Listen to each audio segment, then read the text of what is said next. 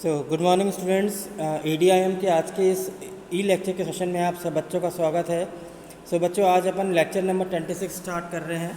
तो जैसा आपको याद होगा कि हमने जब लास्ट लेक्चर पढ़ा था, लेक्चर नंबर 25, तो हम लोगों ने पढ़ा था मार्केटिंग प्लान।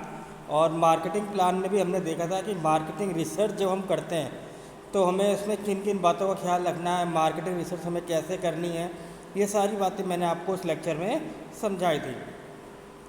अब मैं आपको बताऊंगा कि जब हम मार्केटिंग प्लान जब लिख रहे होते हैं, तैयार कर रहे होते हैं, तो हमें किन किन बातों का ख्याल रखना है। क्योंकि हम बहुत देर से मार्केटिंग प्लान की ही बात कर रहे थे लेक्चर्स में कि मार्केटिंग प्लान हमें मार्केटिंग अपॉर्चुनिटीज़ के बारे में बताएगा। मार्केटिंग अपॉर्चुनिटीज़ हम मार्केटिंग रिसर्च के थ्रू आइडेंटिफाई कर सकते हैं।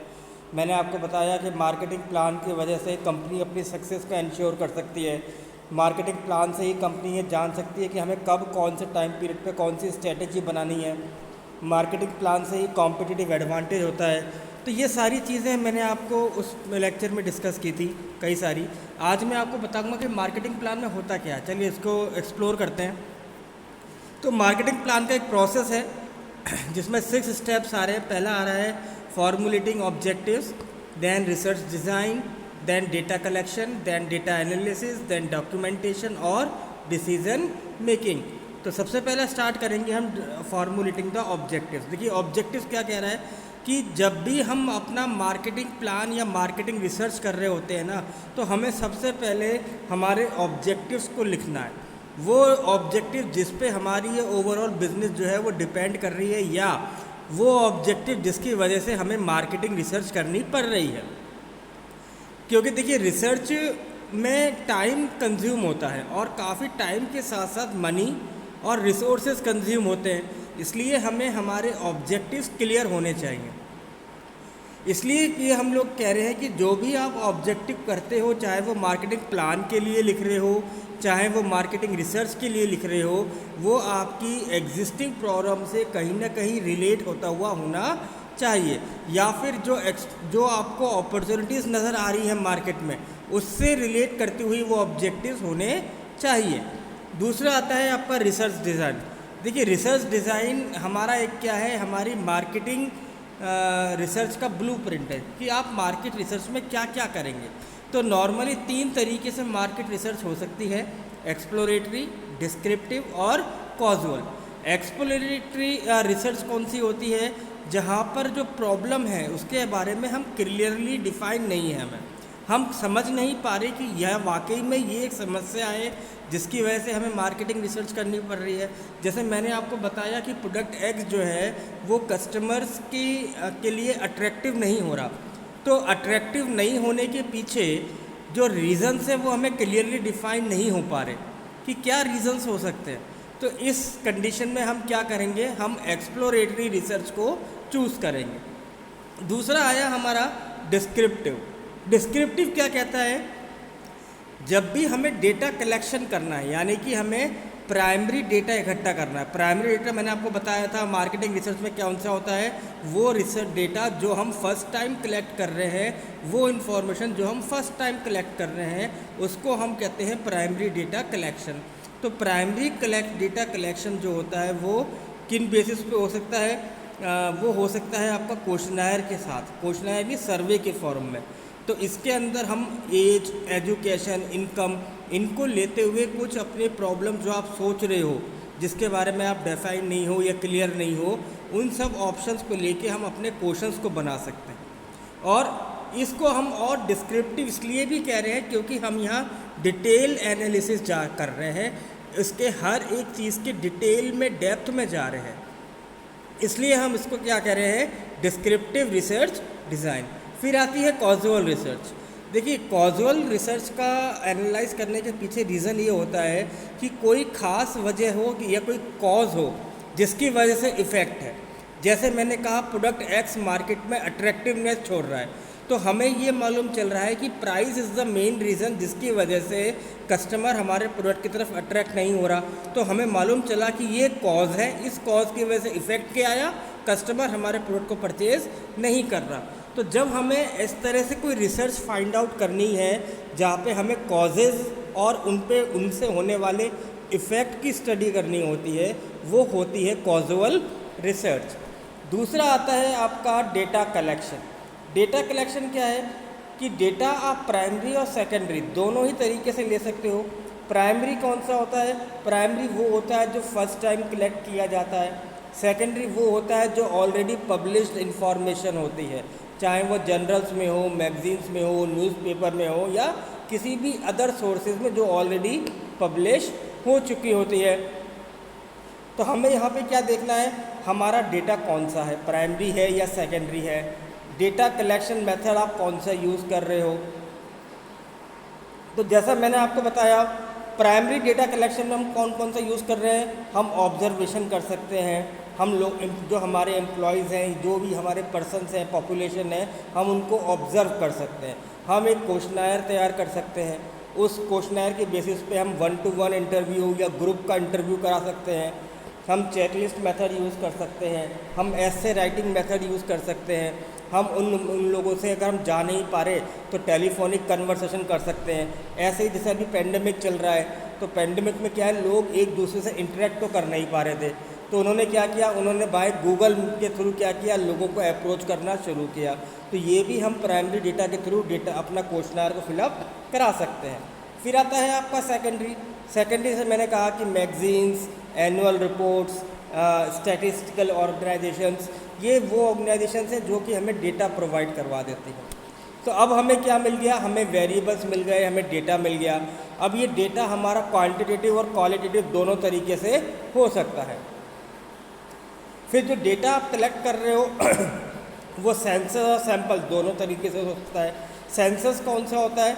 सेंसस का मतलब होता है वो डेटा जो हम कलेक्ट कर रहे हैं होल पॉपुलेशन से, जहाँ पे हमें समय लगाना पड़ रहा है, जहाँ पे कॉस्ट ज़्यादा लगेगी, और क्योंकि पॉपुलेशन का साइज़ ज़्यादा है तो यहाँ पे हमें पॉपुलेशन के पास जाने में समय भी लगेगा और रिसर्च में हमें टाइम लगेगा। जैसे मैंने कहा, सेंसस के अंदर एक स्कूल, एक यूनिवर्सिटी है, एक कॉलेज है, उनको ये देखना है कि एक स्कूल को एक सर्वे करवाना है कि हमारे स्कूल में क्या क्या कमियां हैं या हमारे कॉलेज में क्या क्या कमियां हैं। तो इसके लिए वो पॉपुलेशन सर्वे करा सकती है सेंसस। तो सेंसस कौन होगी पॉपुलेशन में? इस कॉलेज में या स्कूल में पढ़ने वाले बच्चे। तो हर बच्चे से वो पूछेंगे और उनसे ये एनालाइज करने की कोशिश करेंगे कि हमारे स्कूल या कॉलेज में क्या क्या कमी है। ऐसे ही सैंपल मेथड आता है। अब जब ये लगता है कि पॉपुलेशन के पास जाना पॉसिबल नहीं है या पॉपुलेशन का साइज़ बहुत ज़्यादा बड़ा है, तो हम लोग सैम्पलिंग मेथड यूज़ करते हैं। जो लोग हम सैंपल में चूज़ करते हैं वो पूरे पॉपुलेशन को का रिप्रेजेंटेटिव माना जाता है, इसलिए हम सैम्पलिंग के थ्रू पूरी पॉपुलेशन का ही एनालिसिस मान लेते हैं। जब हम सैम्पलिंग की बात करते हैं तो सैम्पलिंग में भी कई तरीके की टेक्निक्स आती हैं, जैसे रैंडम सैम्पलिंग मेथड है, सिस्टमेटिक सैम्पलिंग मेथड है, स्ट्रेटिफाइड रैंडम सैम्पलिंग है, मल्टी स्टेज सैम्पलिंग है, कोटा सैम्पलिंग है, जजमेंटल सैम्पलिंग है, कन्वीनियंस सैम्पलिंग है। ये सारी चीज़ें मेरे बच्चों आप लोगों ने रिसर्च मेथोलॉजी में पढ़ा होगा, जो आपका MBA में 204 का जो सब्जेक्ट है उसके अंदर आपने इस चीज़ों को देखा होगा। After getting all the datas and things, हम जाते हैं सेगमेंटेशन पर। सेगमेंटेशन क्या कहता है कि जो कोई भी बिजनेस होता है उसके कई बार क्या है, रिसोर्सेज लिमिटेड होते हैं और उनके लिए पॉसिबल नहीं है कि हर रिसोर्सेज को सेटिस्फाई किया जा सके, यानी कि हर कस्टमर को नीड को सेटिस्फाई किया जा सके। तो यहाँ हम क्या करते हैं, हम मार्केट सेगमेंटेशन की स्ट्रेटेजी को यूज़ करते हैं। इसके अंदर हम जितने भी हमारा मार्केट है, जो कस्टमर्स हैं, उनको हम सेगमेंट कर लेते हैं on the basis of same characteristics. तो अब हमारे पास क्या है, मार्केट मान लीजिए एक था, अब उस एक मार्केट को हमने 4 सेगमेंट में डिवाइड कर लिया, ABCD।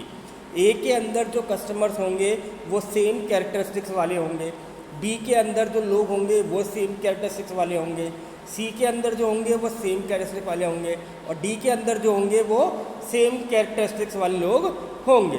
तो यहाँ हमने हर एक पूरे मार्केट और कस्टमर को क्या किया, सेगमेंट कर लिया। तो सेगमेंट भी क्या हो सकता है, सेगमेंट भी कई तरीक़ों से हो सकता है, जैसे डेमोग्राफिक सेगमेंटेशन।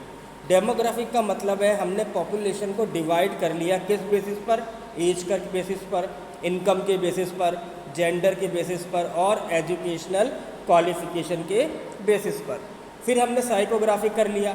साइकोग्राफी किस बेसिस पे होता है? पर्सनैलिटी और लाइफ स्टाइल के बेसिस पे।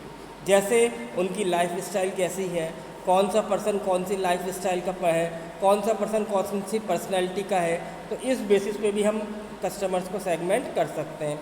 फिर आता है ज्योग्राफिक। ज्योग्राफिक कर दिया हमने ज्योग्राफी के बेसिस पे, यानी सिटी के बेसिस पर, रूरल एरियाज़ के बेसिस पर, मेट्रो के बेसिस पर, अर्बन एरियाज़ के बेसिस पर, साउथ वेस्ट नॉर्थ ईस्ट, इस तरीके से हमने क्या कर लिया? ज्योग्राफिकल सेगमेंटेशन कर लिया। फिर हम बात करते हैं बिहेवियरल। बिहेवियरल क्या कहता है? On the basis of customer attitude या यूसेज पैटर्न। कस्टमर हमारा ओकेजनली ख़रीदता है या रेगुलर बेसिस पे ख़रीदता है। कस्टमर हमारे लॉयल भी हो सकते हैं, कुछ सॉफ्ट लॉयल भी हो सकते हैं। कस्टमर का स्टेटस भी हम इसके अंदर एनालाइज कर सकते हैं। अब हमने सेगमेंट कर लिया। अब हमें ये देखना है कि कौन से टारगेट, कौन से कस्टमर को अब हमें अप्रोच करनी है, ए को, बी को, सी को या डी को। इसके लिए हम यूज़ करते हैं टारगेट मार्केटिंग। टारगेट मार्केट में करने से पहले हमें मार्केट का इवैल्यूएशन करना ज़रूरी होता है। जैसे आपका सेगमेंट का, जो भी सेगमेंट आपने किए उनका size, A B C D, जो भी आपने सेगमेंट किए थे उनके साइज़, उस पर्टिकुलर जो भी आप लेने वाले हो उनमें पोटेंशियल ग्रोथ, ए में कितनी ग्रोथ नज़र आती है, बी में कितनी ग्रोथ है, सी में कितनी नज़र आ रही है और डी में कितनी ग्रोथ नज़र आ रही है। ऐसे ही आपकी खुद की कंपनी की स्ट्रेंथ एंड वीकनेस, आपको लगता है कि मैं ए के पास अप्रोच कर सकता हूँ, बी के पास कर सकता हूँ, सी के पास नहीं कर सकता या डी के पास नहीं कर सकता, तो आप अपनी खुद की कैपेसिटी को एनालाइज कर लीजिए। फिर देखिए कि थ्रेट्स का एनालाइज करना है। थ्रेट्स किससे है? हमारे कॉम्पिटिटर्स। ऐसे कॉम्पिटिटर जो हमारे डायरेक्ट कॉम्पिटिटर भी हैं, जो हमारे सब्स्टिट्यूट कॉम्पिटिटर्स भी हैं, इनसे भी हम क्या कर सकते हैं? मार्केट के बारे में इवैल्यूएशन कर सकते हैं। After the evaluation, market segmentation के बारे में फिर मैं देखूंगा टारगेट मार्केट।